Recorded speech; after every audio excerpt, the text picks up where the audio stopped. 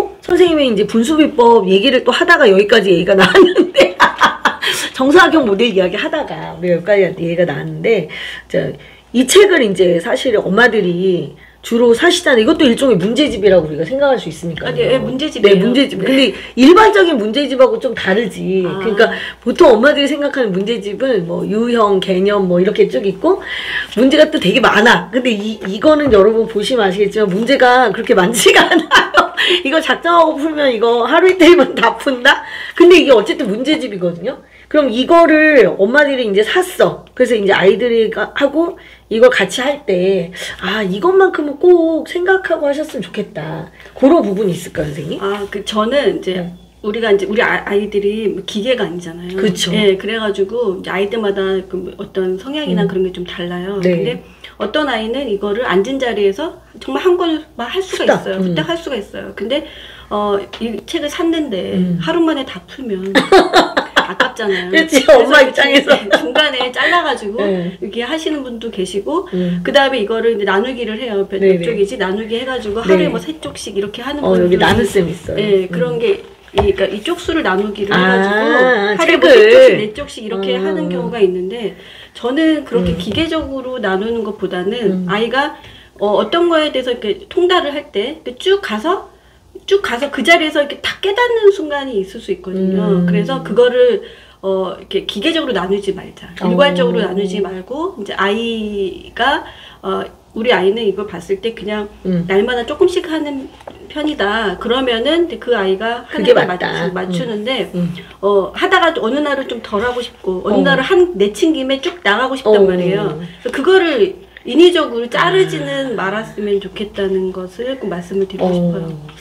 지금 이렇게 보면은 제가 이제 분수 그 비법의 연산편의 나눗셈을 지금 잠깐 보고 있는데 보면 몫이 자연수행 나눗셈 이것만 해도 양이 꽤 되거든요, 선생님. 요렇게 이 정도 되는 양이에요. 이게 쪽수로 따지면 77쪽에서 106쪽까지예요. 약 한 30쪽 분량인데 그러면 이거를 통째로 이렇게 하는 것도 괜찮나요? 만약에 그 애가 아이가 하는데 이게 이렇게 자기가 빠져들어서 할 때가 있잖아요. 그러면 이제 말리지는 말았으면 좋겠다는 거예요. 이게 사실 한 호흡이거든요. 이게 하나의 내용이니까. 네, 그래서 이렇게 몰입해서 할 수가 있어요. 그래서 그런 거를 근데 이제 어떤 아이 같은 경우에는 이게 너무 앞에 부분은 사실 앞에 부분은 쉬우니까 쑥 했는데 그 다음에 가갖고는 이게 좀 천천히 숨고르기 할 수가 있잖아요. 그렇죠. 숨고르기 하는 거는 좀 얘가 숨고르기 하고 있구나 하고 봐줘야 되는 거죠. 그러니까 한꺼번에 확 갈 때도 있고 그 다음에 좀 이렇게 천천히 갈 때도 있고 하는 거기 때문에 그 아이가 하는 거를 잘 보셔서 내주었으면 좋겠고 그것을 이제 부모님이 그러니까 제가 가장 염려하는 것은 일괄적으로 하루에 몇 쪽 그렇게 하는 게 저는 좀 안 맞다고 생각해요. 지금 선생님 말씀하시는 말씀하시는 부분의 핵심은 뭐냐면 우리가 규칙적인 학습을 해야 된다. 우리 이렇게 얘기를 하면 보통 양으로 그걸 조정을 하잖아요. 그리고 애가 했는지 안 했는지 그걸 체크하기가 되게 좋은데 그것은 이제 우리의 입장이다 이런 얘기죠. 아이는 그렇지, 아이는 그렇지 않을 수 있다는 말씀을 지금 하시는 거죠. 저는 이제 항상 학습자의 관점에서 학습자 입장에서 이제 바라보는 게 좋다라고 보는데, 그러니까 제가 학습을 할 때는 이제 막 빠져들었어요. 책을 읽든지 뭘 하든지 계속 하고 있는데 이제 밥 먹을 시간이다. 이렇게 해서 딱 끊기는 경우가 되게 힘들었거든요. 그러면 다음에 이어지기가 다시 그걸 하기가 힘들기 때문에 이거를 내가 이렇게 해서 벗어날 때까지 내 스스로 딱 벗어날 때까지 거기에 딱 들어있는 걸 좋아하는 편이고 그래서 그런 아이들이 좀 있어요. 그리고 또 근데 반면에 말씀하신 것처럼 이거를 그냥 딱딱 끊어서 몇 쪽씩 하는 걸 좋아하는 아이들도 있긴 있어요. 근데 그걸 이제 아이가 선택하는 거지 이제 아직 그 아이의 성향이 파악이 덜 됐는데 이제 부모가 일괄적으로 이렇게 하게 되면 거기 길이 들죠. 근데 길이 들게 되면 나중에 긴 호흡으로 갈 때 자기 호흡 관리가 잘 안 되거나 너무 호흡이 짧아지는 게 습관이 된 거예요. 그러니까 얕은 숨이 습관이 되면 길어질 때 어렵잖아요. 그래서 이 숨 조절을 본인이 할 수 있게 나는 이거 엄청 중요한 얘기인데 어떡하지 선생님? 아니 그렇게 해야지 나중에 우리가 수학은 뒤로 갈수록 이게 호흡이 되게 길어져요. 그래서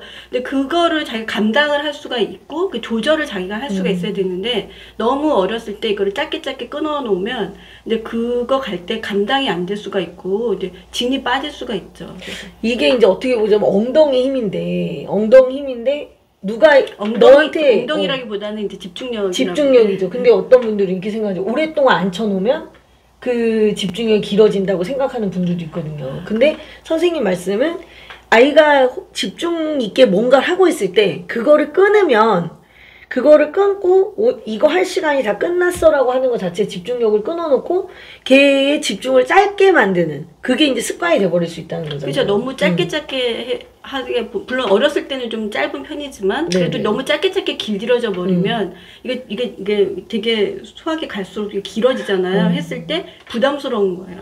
그래서 일단은 그리고 아이들마다 어린 아이들이라고 다 짧은 건 아니기 때문에 이제 그런 숨 조절을 뭐 큰 애 작은 애 다를 수가 있어요. 그래서 그런 것을 좀 아이가 어느 정도 길이가 이렇게 있구나라고 하는 거를 좀 받아들여서 거기에 맞춤으로 해줄 수 있는 사람은 엄마밖에 없는 거예요.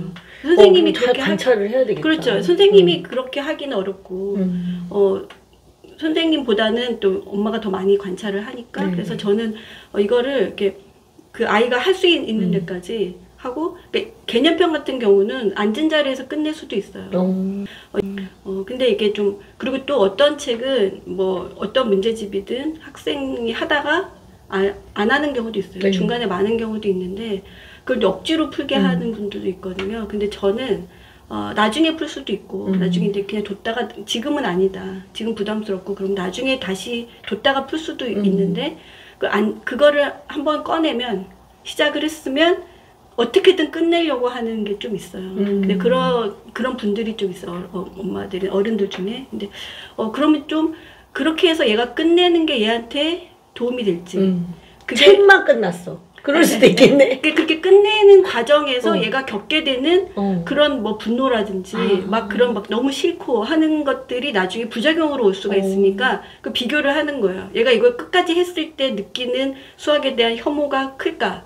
아니면 그걸 끝까지 했을 때 얻는 성취감이 클까? 그러니까 아이마다 그게 다르잖아요. 성취감도 없고 뭐 이럴 수도 있으니까 그걸 잘 파악을 하셔가지고 어떻게든 얘를 끌고 끝까지 가야겠다 한다 싶으면 그렇게 하는데 우리 아이 같은 경우에 이 아이 같은 경우에는 우리 아이도 여러 명이니까 이 아이 같은 경우에는 이게 부작용이 있겠다라는 판단을 해서 지금은 이거 말고 다른 거라든지 하고 아이가 풀다가 많은 문제집이 있으면 다음 학기 그걸 할 때는 그 문제집이 아닌 거를 골라야 되겠죠. 얘 스타일이 아니니까. 종류를 바꿔준다. 네. 그리고 이제 이런 교재에 대해서 또 비용에 대해서 되게 민감하잖아요. 그래서 이거를 샀는데 이거 이제 책값도 요새 만만치가 않고 샀는데 이거를 끝을 안 내면 되게 손해를 보는 것 같이 생각하는 분들이 있는데 저는 시간이 더 비싼 것 같아요. 시간과 거기에 쏟는 열정이나 이런 게 더 비싼 것 같아서 그러니까 이거를 그 액면 그대로 생각하지 마시고 얘가 앉은 자리에서 1시간에 한 권을 풀었다? 그거 하고 이거를 10,000원짜리를 열흘 동안 풀었다라고 하면은 또 가성비가 있지 않을까 이런 생각은 하지 마셨으면 좋겠어요. 그래서 그거를 뭐 지금 안 풀더라도 나중에 풀 수도 있는 거고 조금 아까 말씀드린 것처럼 아니면 얘한테 안 맞는 교재니까 얘가 안 맞는다 하는 것을 알게 해준 교재인 거예요. 어떤 교재가 얘는 이런 건 안 되겠구나. 얘는 이런 건 아니겠구나 라고 하면은 그 다음에 교재를 선택할 때 또 걔한테 점점 맞춤이 돼서 나중에 이제 초등학교 졸업하고 중학교 올라가고 했을 때 얘에 대한 파악하고 이런 게 되는데 이것도 엄마표가 가능한 거예요. 왜냐면 학원에 가면 학원 교재가 있어요. 그렇죠. 학원에서 하는 교재가 있어요. 그러니까 우리 아이가 어떤 아이든지 상관이 없이 그냥 거기에 맞춤이 돼야 되는 거예요. 그거는 저는 좀 안 좋은 것 같아요. 그러면 거기에 길들여질 수밖에 없고 그게 안 맞는 학생들은 사실은 그 교재가 안 맞는 건데 수학하고 안 맞는다 이렇게 생각할 수가 있잖아요. 그러겠네. 그래서 제가 항상 강조하는 게 수학이 아이를 괴롭히는 건 아닌데 수학을 가르치는 사람, 뭐 어떤 교재, 어떤 그런 방법들 그런 것들이 아이들한테 안 맞는 경우에 이제 수학에 대한 부정적인 생각을 키울 수가 있다. 그래서 저는 이제 되게 아이의 자발성을 중요하게 여기는데 아이마다 개성이 있잖아요. 그래서 그런데 일괄적으로 해서 뭐 물론 다른 아이들 다 하는 교재니까 우리 아이도 했으면 좋겠다 그럴 수는 있겠지만 그 어떤 체제 안에 들어가서 거기에 길드는 게 과연 좋을까? 수학적인 창의성의 관점에서 또 봤을 때 좀 그게 참 어려워요, 선생님. 네. 왜냐면은 아이들은 스스로 자기를 지켜나가는, 그 자기 정신을 직접적으로 관리하고 지켜나가는 힘이 좀 떨어지잖아요. 그리고 주위 친구들, 선생님 그런 분위기를 애들이 보통 많이 따라가니까. 뭐 다 그런다고 볼 수는 없고 이제 그쵸. 학생들이 좀 그러한 부분이 아직 어리니까 있는데 그래도 이제 자기를 잘 살피게끔 도와주셨으면 좋겠고 이 교재 얘기하다 이렇게 나왔는데 네네네. 제가 말씀드리고 싶은 것은 이 교재를 하는데 시간에 제한은 없다는 거예요. 네네네. 1시간 만에 끝낼 수도 있고 이게 한 달이 걸릴 수도 있고 뭐 1년이 걸릴 수도 있어요. 근데 그 아이의 그런 패턴 그 아이의 스타일에 맞추어서 활용을 하셨으면 좋겠다. 네. 그런 얘기였습니다. 네, 중요한 포인트였습니다. 네. 그리고 이제 아이가 집중해서 뭔가를 할 때는 굳이 그것을 말려서 다음에 해라 이렇게 하지는 또 말아라. 네, 이런 말씀도 이제 정말 같이. 저는 정말 강조하고 싶어요. 네네네. 네. 중요한 일. 아, 참, 선생님 말씀하시는 그런 어떤 표현들이, 숨고르기라던가, 뭐, 이런 표현들이 굉장히 되게, 엄마들의 마음을 좀 많이 자극하네요. 제가 우리 큰아들한테 좀 많이 잘못한 것 같은 그런 느낌이 드는 건 뭘까요, 여러분?